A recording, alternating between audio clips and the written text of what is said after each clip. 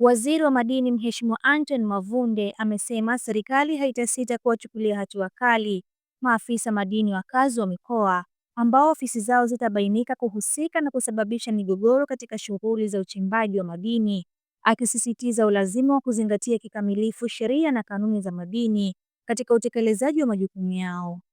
Mheshimiwa Mavunde ametoa kauli hiyo leo jijini Dodoma wakati wa ufunguzi wa kikao cha management cha Tume ya Madini kilichowakutanisha wakurugenzi, mameneja na maafisa madini wakazi wa mikoa, kilicholenga kufanya tathmini ya utekelezaji wa majukumu ya tume kwa kipindi cha robo ya pili ya mwaka, pamoja na kuweka mikakati ya kukabiliana na changamoto zitakazojitokeza katika sekta ya madini.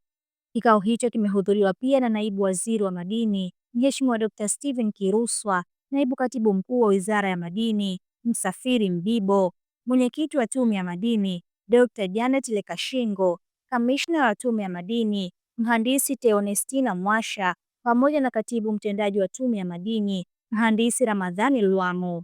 Waziri Mavunde amesema kumekuwepo na baadhi ya maafisa katika ofisi za maafisa madini wakazi wa mikoa wanaochangia migogoro ya mara kwa mara kwenye maeneo yao ya uchimbaji wa madini kwa kutoa leseni kwa waombaji wasiostahili, hali inayosababisha malalamiko na migongano baina ya wachimbaji. Nikiona kwenye ofisi yako kuna migogoro ya wachimbaji wa madini na kujiridhisha bila shaka kuwa ofisi inahusika, sitasita kuchukua hatua kali ikiwemo kukuondoa kwenye nafasi uliyokuwa nayo, amesisitiza Mheshimiwa Mavunde.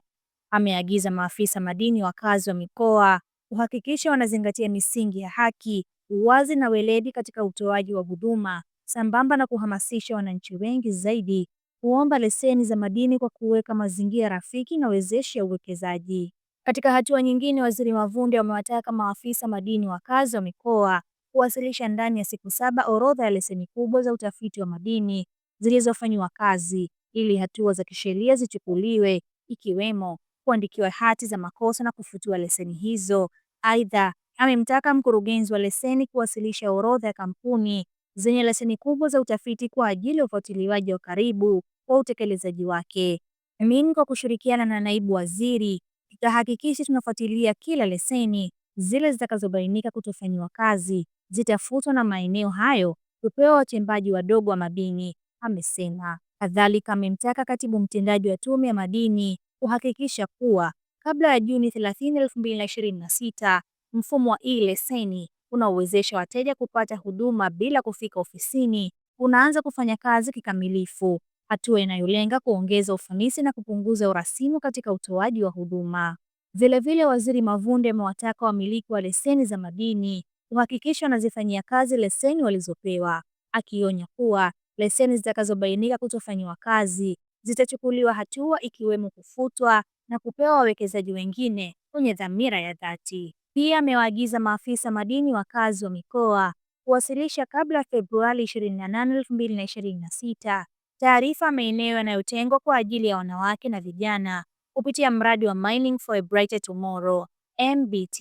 Katika kuimarisha utendaji kazi, Waziri Mavunde amewasisitiza umuhimu wa kuimarisha ushirikiano miongoni mwa maafisa madini wakazi wa mikoa, hususan katika kushughulikia changamoto za sekta, huku akiwahimiza kusimamia maadili ya watumishi walio chini yao, akibainisha kuwa wao ndio taswira ya Wizara ya Madini kwa wananchi. Wakati huo huo, Waziri Mavunde ameipongeza Tume ya Madini kwa kuvuka malengo ya makusanyo ya maduhuli kwa miaka mfululizo, akieleza kuwa makusanyo yameongezeka kutoka shilingi bilioni 161 mwaka 2015-2016 hadi kufikia shilingi trilioni 1.071 mwaka 2024-2025.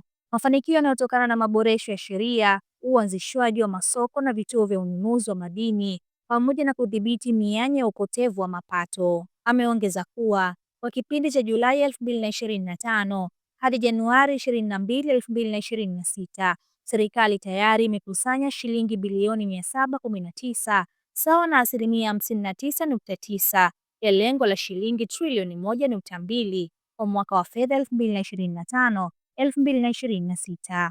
Hii ni hatua nzuri na nina imani kubwa kuwa tutavuka lengo lililowekwa na serikali kabla ya Juni 30, 2026, amesisitiza. Kwa upande wake, Naibu Waziri wa Madini Dr. Steven Kiruswa amempongeza Waziri Mavunde kwa kuendelea kuaminiwa na Rais wa Jamhuri ya Muungano wa Tanzania, Dr. Samia Suluhu Hassan, akisisitiza kuwa wizara na taasisi zake zitaendelea kushirikiana kwa karibu ili sekta ya madini izidi kuimarika.